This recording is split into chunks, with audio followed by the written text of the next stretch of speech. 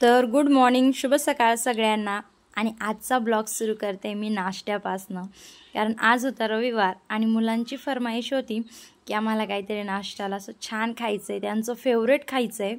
म्हटलं मग ठीक आहे, मग आपण त्यांचं फेवरेटच बनवू, कारण आज त्यांना होती सुट्टी आणि मग सगळं तर त्यांच्या आवडीचंच होईल, कारण घरी राहिलं की डोकं ठाडाई तेवढीच राहते आणि मनासारखंही करायचं राहतं।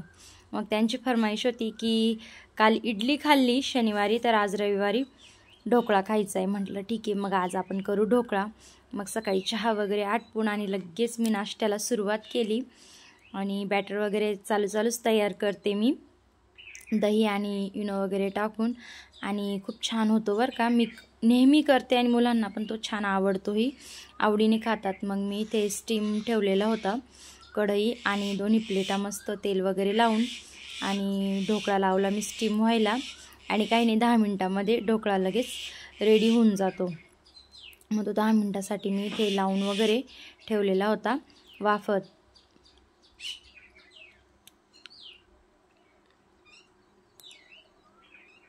आणि हे बघा 10 मिनिटानंतर लगेच असा छान ढोकळा वाफून झालेला होता आणि शिजलेला पण छान होता, जाळीदार बनलेला होता आणि चिटकलेला बिलकुल नव्हता। इन्स्टंट करते पण हा नेहमीच करते मी, आणि मी त्याची चटणी वरतून टाकते, कारण गोड आंबट पोरांना जास्त कोरडा होतो, मग तो खाता येत नाही पोटभर, मग त्यांच्या आवडीचा आहे, तर मग गोड आंबट जे पाणी असतं मी ते वरतून टाकते, त्याच्याने अजून छान लागतो तो।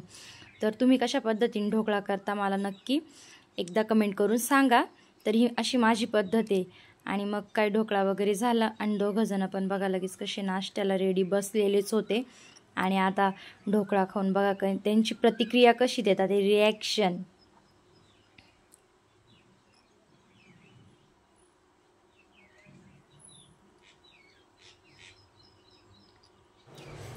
ताई कसा झालेला आहे ढोकळा? यम्मी, खूप छान। भाऊ तुला नाही सांगायचंय कसा आहे? मग छान आहे ना?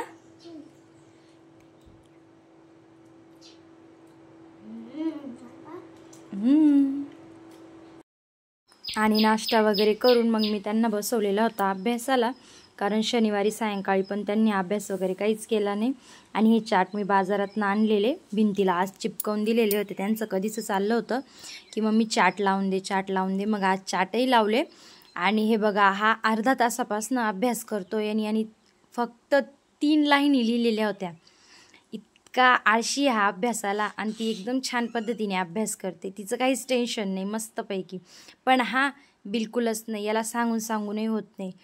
मग अभ्यास वगैरे आटोपला आणि लगेच केली मी दुपारच्या जेवणाची तयारी, आणि लगेच मुलांना गरम गरम भाजीपोळी मी दिली खायला, आणि जेवण वगैरे करून मग अभ्यास वगैरे झालाय। मग आता करणार काय, तर हे बघा बाहेर अंगणामध्ये माझं लक्षही नव्हतं, किती छान त्यांनी डोकं लावलं, की स्लाईड बनवली होती त्यांनी। मी बघून इतकं म्हणजे मला हे वाटलं की यांनी कसं काय बनवली। तर जी धान्य ठेवायची घडूनशी ती त्यांनी पायरीसाठी यूज केली, आणि इतकी सुंदर अशी त्यांनी खाटेची स्लाईड बनवली। मला ते एकदम छान वाटलं होतं बघून, आणि खेळतही छान होते ते।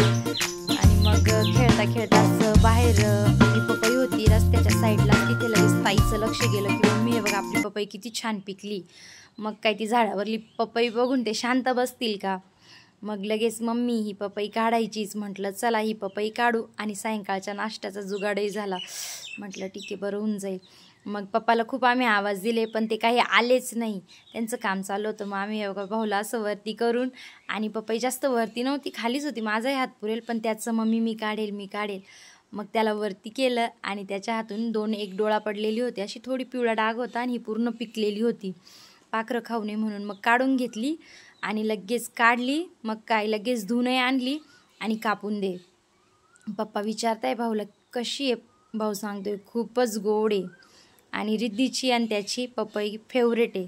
तर मग हा असं झाला सायंकाळचा नाश्त्याचा जुगाड, आणि ही होती दिवसभराची आमची फॅमिली रुटीन। कसा वाटला व्हिडिओ नक्की कमेंटमध्ये सांगा।